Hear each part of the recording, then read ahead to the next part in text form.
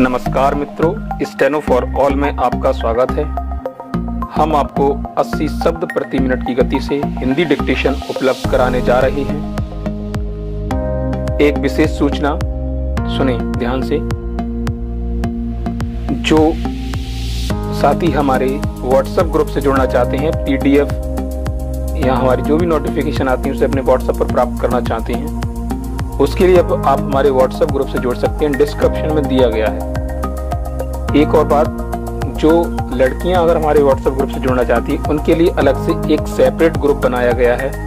अगर वह जुड़ना चाहती हैं तो आप हमारे डिस्क्रिप्शन में दिए हुए नंबर पर या हमारे जो स्क्रीन पर दिया हुआ नंबर आ रहा है उस पर कॉल कर सकते हैं या एसएमएस हमें व्हाट्सएप पर कर सकते हैं।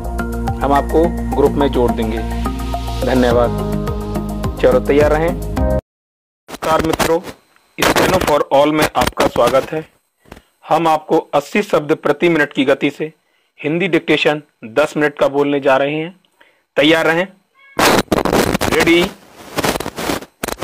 स्टार्ट।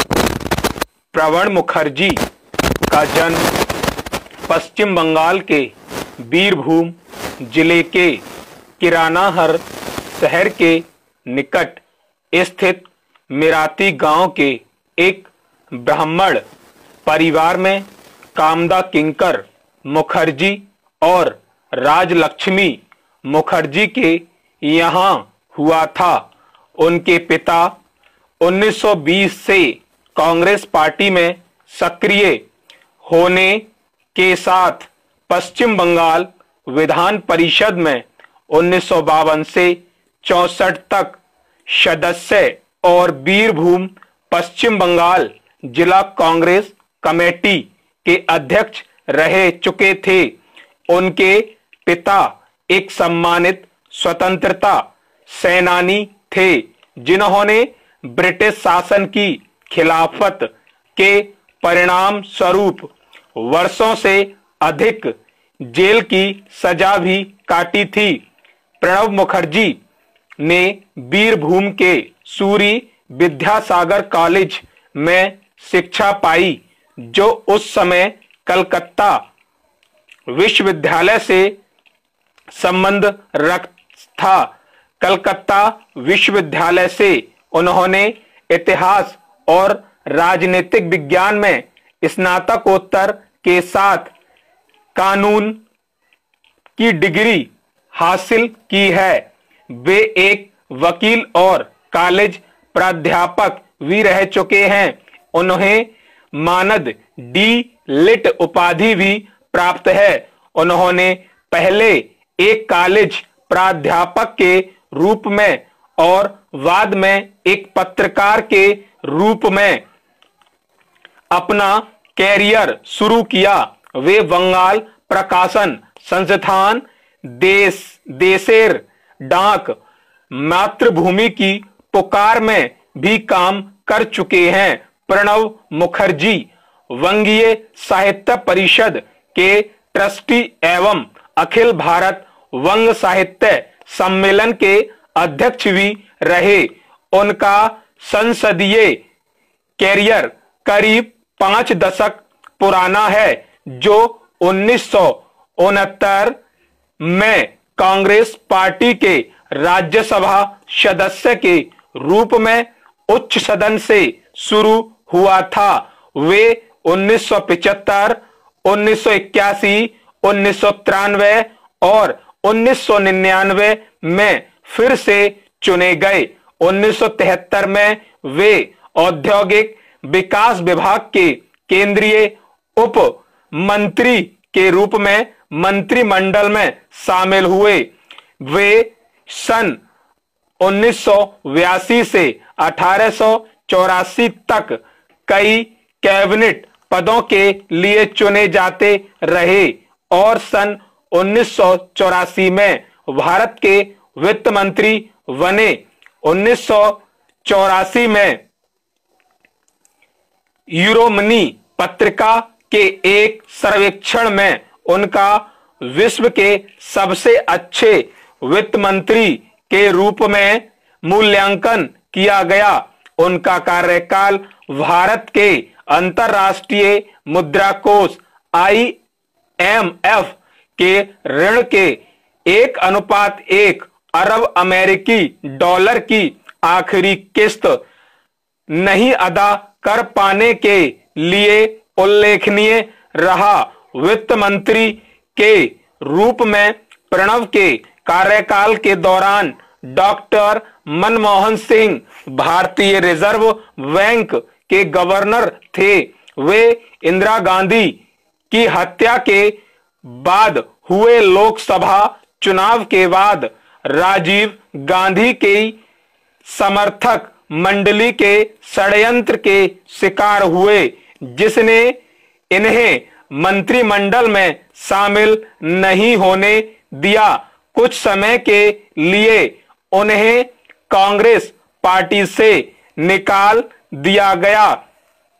उस दौरान उन्होंने अपने राजनीतिक दल राष्ट्रीय समाजवादी कांग्रेस का गठन किया, लेकिन सन 1989 में राजीव गांधी के साथ समझौता होने के बाद अपने दल का कांग्रेस पार्टी में विलय कर दिया।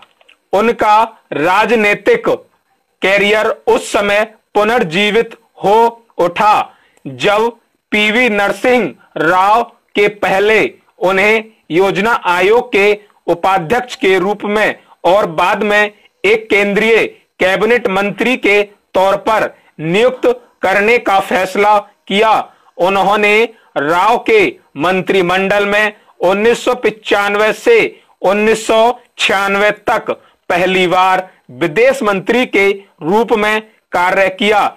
1997 में उन्हें उत्कृष्ट सांसद चुना गया। सन 1985 के बाद से वह कांग्रेस के पश्चिम बंगाल राज्य इकाई के भी अध्यक्ष हैं।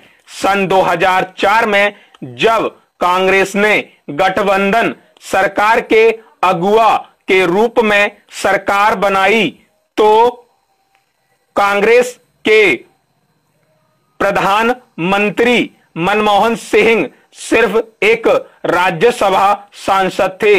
इसलिए जहांगीरपुर लोकसभा निर्वाचन क्षेत्र से पहली बार लोकसभा चुनाव जीतने वाले प्रणब मुखर्जी को लोकसभा में सदन का नेता बनाया गया।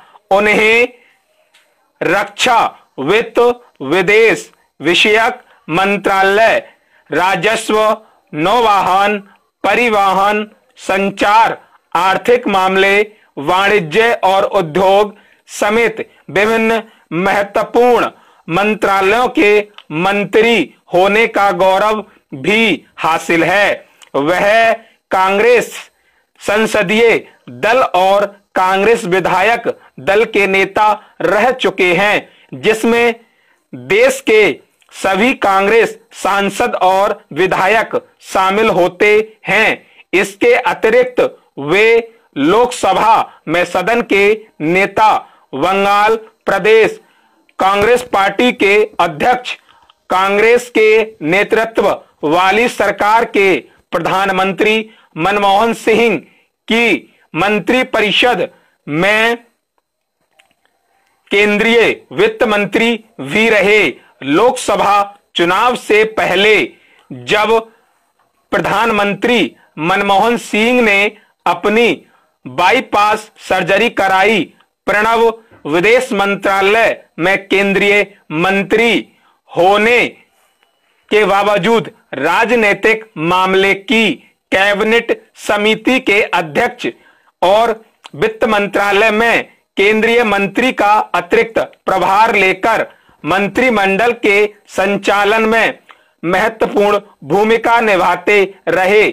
10 अक्टूबर 2008 को मुखर्जी और अमेरिकी विदेश सचिव कोंडोलीजा राइस ने धारा 123 समझौते पर हस्ताक्षर किए। वे अंतर्राष्ट्रीय मुद्रा कोष के विश्व बैंक, एशियाई विकास बैंक और अफ्रीकी विकास बैंक के प्रशासन बोर्ड के सदस्य भी थे।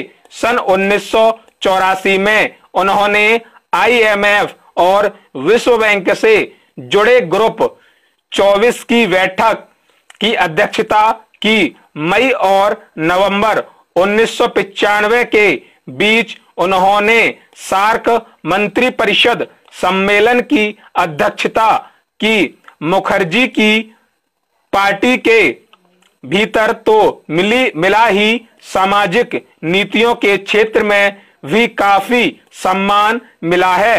अन्य प्रचार माध्यमों में उन्हें बेजोड़ स्मरण शक्ति वाला, आंकड़ा प्रेमी और अपना अस्तित्व बरकरार रखने की अचूक इच्छा शक्ति रखने वाले एक राजनेता के रूप में वर्णित किया है। जब सोनिया गांधी अनिच्छा के साथ राजनीति में शामिल होने के लिए राजी हुई, तब प्रणब के उनके प्रमुख परामर्शदाताओं में से रहे, जिन्होंने कठिन परिस्थितियों में उन्होंने उदाहरणों के जरिए बताया कि उनकी सांस इंदिरा गांधी इस तरह के हालात से कैसे निपटती थीं। स्टॉप। डिक्टेशन लिखने के बाद लिप्यांतरण अवश्य करें। इसका आपको जल्दी पार्ट 2 मिलेगा। हम आपको प्रणब मुखर्जी की पूरा जीवनी बोलेंगे, इसलिए लिखें, अनुवाद करें और चेक करें। डिस्क्रिप्शन में PDF का लिंक दे दिया जाएगा। धन्यवाद।